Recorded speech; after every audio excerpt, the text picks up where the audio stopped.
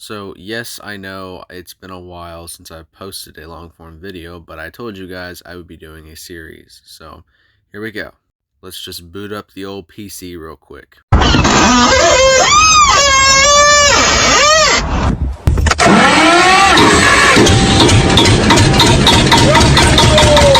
So now I'm going to be starting the series called Why Religion, and we're going to start with Buddhism, and we're going to try to absolutely annihilate it and find all the problems with it morally, and go over the reasons why I personally am not Buddhist. So if you've been on Instagram for more than 90 seconds, you've seen it. White women in Lululemon sitting cross-legged, tech CEOs who lay off 5,000 people at a time but start every meeting with a mindfulness check-in. It's the religion for people who think they're too smart for religion. But here's the thing. I like meditation. I like not being a jerk. But the actual Buddhism, not the quinoa bowl version, has some of the most backwards, quietly brutal ideas about suffering, karma, and why you deserve your problems.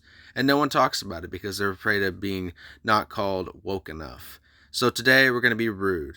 We're going to pop the Zen bubble of Buddhism. So the first noble truth, get ready, brace yourself, life is dukkha. Suffering, dissatisfaction, everything from a paper cut to a broken heart. All just different shades of garbage. Even a really good pizza, still suffering because eventually the pizza ends. Which, okay, philosophically, pessimism is fine, but here's where I get pissed. If everything is suffering, then nothing is. If I stub my toe and my best friend gets cancer, Buddhism puts those on the same spectrum.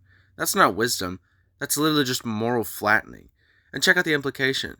If existence itself is the disease, then the only real cure is not existing. That's nirvana. Not heaven, not a party, but the extinguishing of your individual self, like a candle just blown out. So now, any good thing you do in this life, feeding a hungry kid, falling in love, inventing a vaccine, it's just rearranging deck chairs on the Titanic. You're not solving suffering, you're just making the waiting room slightly nicer.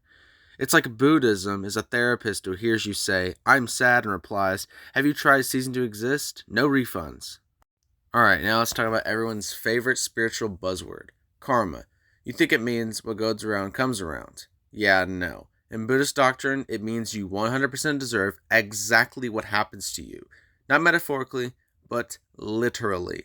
Your current life, every joy, every disaster, every time you get food poisoning, is a direct result of actions you took in a past life that you don't even remember, committed by a person who's not really you, but whose bill you still have to foot. That's like getting a credit card bill for a shopping spree your evil twin went on 50 years ago. The moral horror is like a child being born with a painful genetic disorder.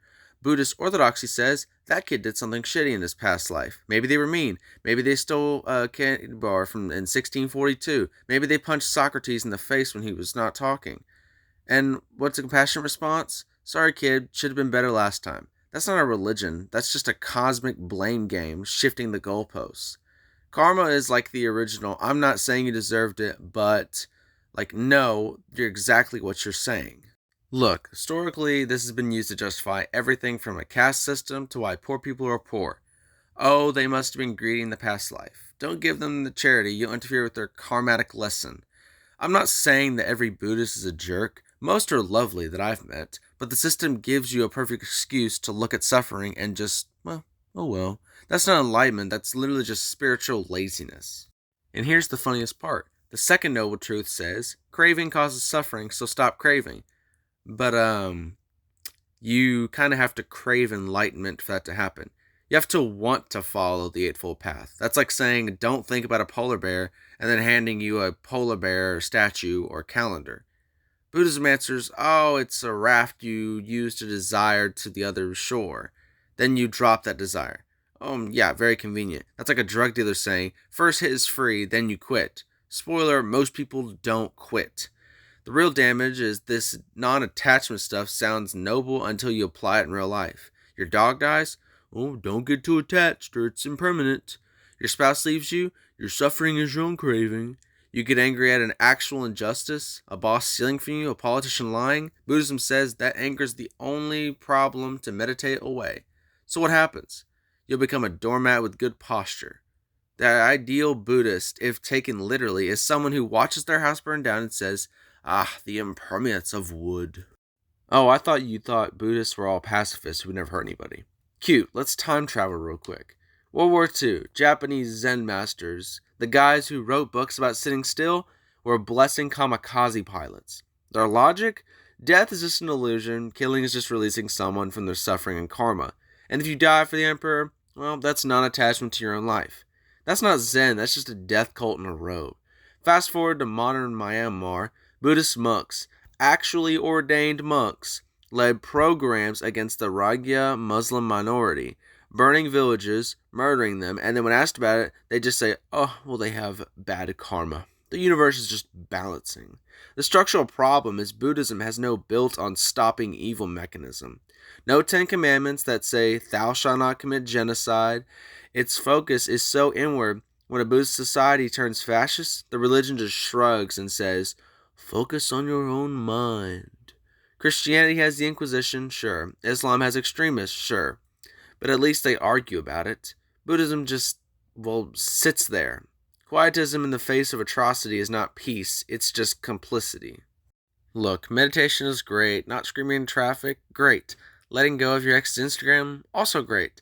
But as a complete religion, Buddhism fails in 3 ways that should make you extremely uncomfortable, as it did for me. 1, it blames victims. Karma is a cosmic just victim blaming. 2, it makes love impossible. Real love requires attachment. Non-attachment is just politeness without skin in the game. 3, it has no answer for evil. When your neighbor is getting murdered, focus on your breath is not a moral stance. Buddhism is a beautiful escape hatch for people who want out of the world. But for people who want to fix the world, it hands you a pillow and tells you to shut up. So, thanks for watching the video. If you disagree with me, put it in the comments, and I'll probably make a video about it if it's mean enough. Anyways, just remember, God bless and do better.